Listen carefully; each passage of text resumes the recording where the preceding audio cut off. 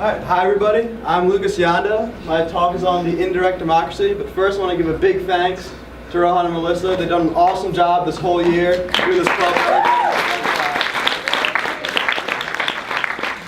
Alright, before I get going, I want to do a quick poll of the audience. How many people have registered to vote and are planning to vote 4 days from now in the PA primary? And if you haven't registered for that, how many people are planning on voting for the general election in the fall?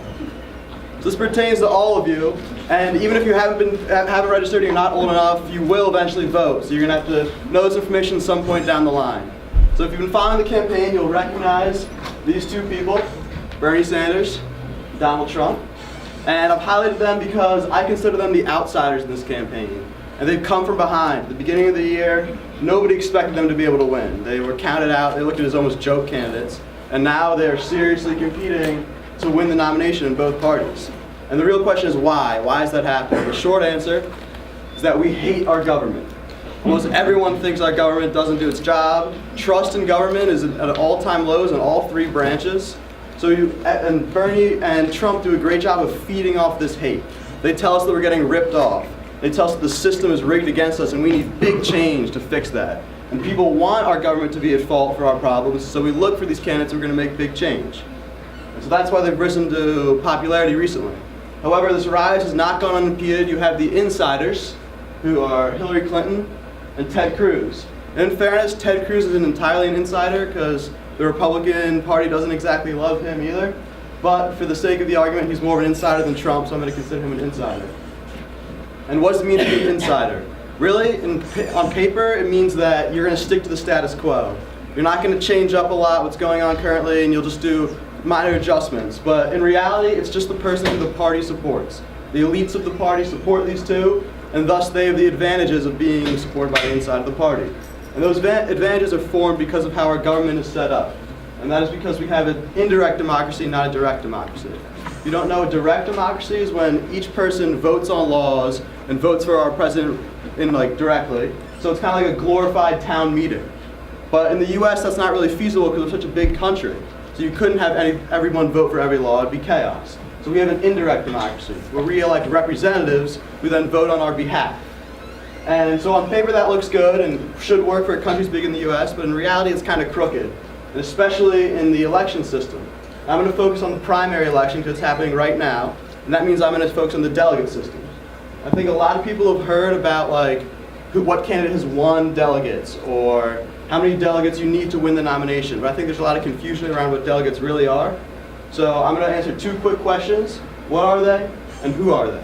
First of all, what are delegates? When you go to the polls to vote, you're not actually voting for a candidate. You're voting for a delegate who will then go and vote on your behalf at the Democratic or Republican convention.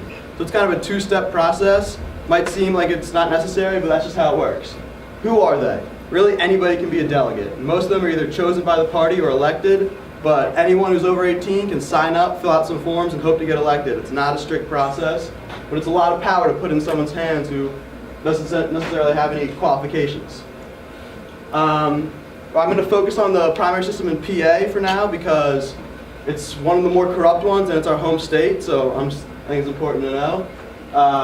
In Pennsylvania, there are 210 Democratic delegates up for grabs, which is 4.8%, and 71 Republican delegates, which is 2.7%. So a little less for the Republicans, but still very significant in both.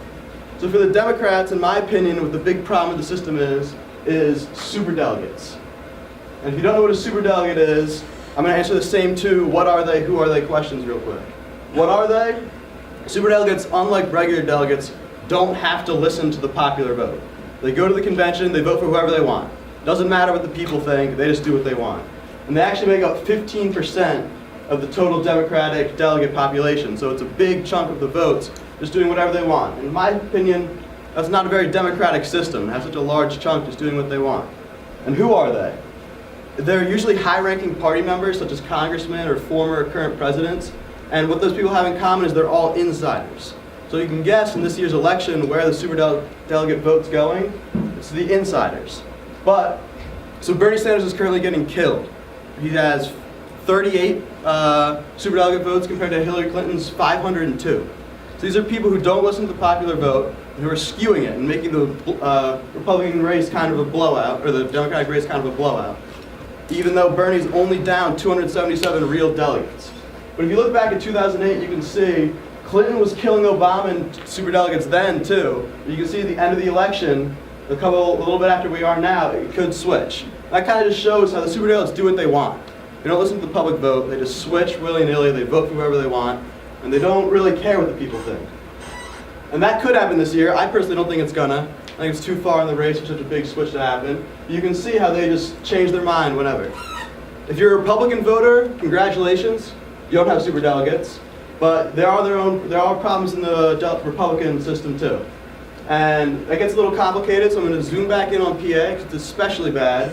I'm going to walk you through what you will see if you're a Republican voter. First of all, you'll go to the polls and you'll see these three names. So you recognize these names, they're Republican candidates. And then you'll look down the ballot and you'll see a list of delegates. And these are random people who like the people I described earlier, who are running to be a delegate in our district. And guess how many votes or delegates the nominee who gets the top 3 votes wins? So the popular vote. Kraft? He's right, because I talked about this with him earlier. Yeah, they only get 17 out of the 71. So the other 54 come from these people at the bottom. So the real majority of your vote as a Republican voter depends on these delegates who most people don't know. Does anybody know a delegate in our district? Does anybody know what district we're in? Because I didn't before doing this. We are actually on the border. You can see it's a really gerrymandered system, if you know what that is. That's District 7, it's kind of crazy. And that's District 6. And if you zoom in, that's the line going right between our school district. So if you live in Berwyn or Paoli, you're in District 6. If you live in Wayne, you're District 7.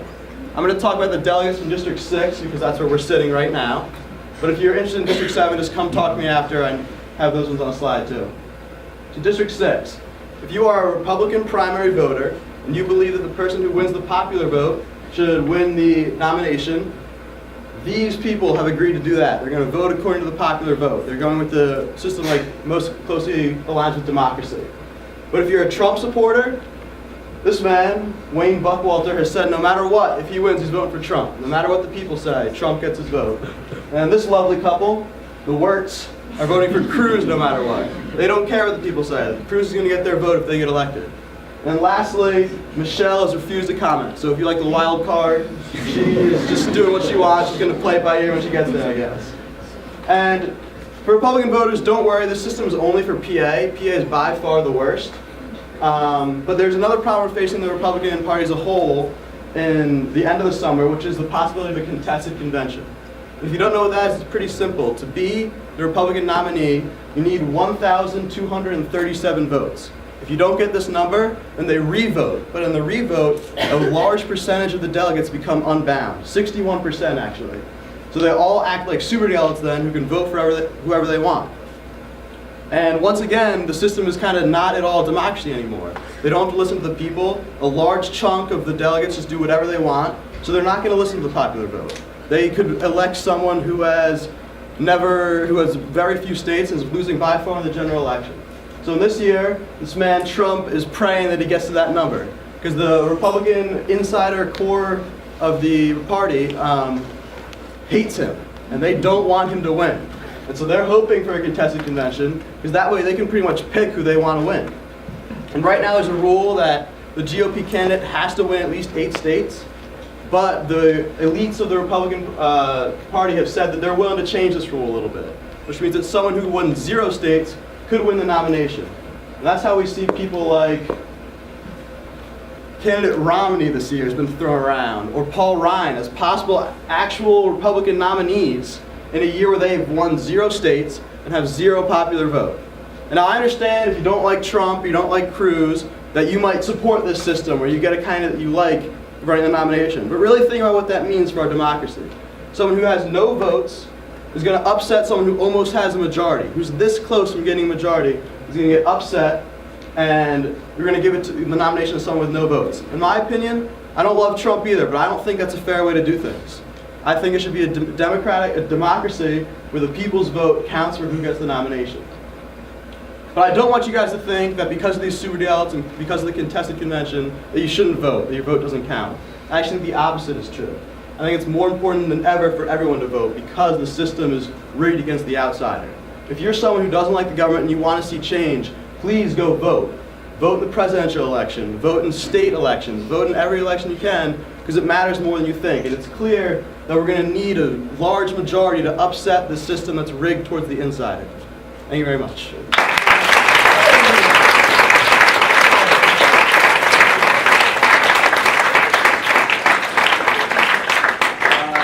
Any questions? Yeah. Yeah? You raising your hand? No? Alex? Do you have any idea what the procedure would be to change the electoral process? To change the whole delegate system? Yeah, it would have to be a massive overhaul. The reason it exists in the first place is because the candidates want to, or the Republican Party thinks that they should have a say in who represents them. But at this point, the issue with that is we're really a two-party system. So you have to run as either a Republican or a Democrat to win the nomination. And you can't really run as an outsider. So I think the system needs to be changed, but it's going to be very difficult to do. I don't really know. Superdelegates could be eliminated and could be made simpler like that, but I don't think it's going to happen anytime soon. Crowds? What can you speak on to people hear about candidates who want to woo delegates towards when those delegates become unbounded? Yeah, okay, so the question was, how can you woo delegates when they become unbound? And really there's not a lot of regulation there. So it's going to come down to a power struggle between Trump and the Republican core to just not necessarily buy, but entice these delegates to change sides. And they can offer them a lot of things to get them to change sides. There's not a lot of regulations there. So it could get really corrupt really quickly. Just a money struggle between these two powerful groups. Yeah? If you're not a voting age, is there any way that you want to get involved in the process? I've seen some sites that are people who are against this current system and think it needs to be changed. So if you go online, you can find movements against it. And I don't know how much you can do when you can't vote, but as soon as you can vote, you'll be able to make a big impact by voting. And there are sites online where you can change it up and try to influence the system. Yeah, that's about it. Yeah. How does a state get a certain amount of delegates? Does it go by the amount of districts you have, or by your population? And then why are the Republican and Democratic numbers so steep? Well, it's a combination of factors. One is just by population. So that's broken down by how many districts you have, yeah. So in the Democratic system you get 3, or Republican system you get 3 delegates per district. And then every state gets 5 per senator, so that's another 10. And then for the Democratic and Republican system differ a little bit in the last category. For Republicans, it's by how much you've supported your party in the past. So if you have a Republican governor and you have a Republican congressman, you'll get more delegates because they want those delegates they want to reward those states.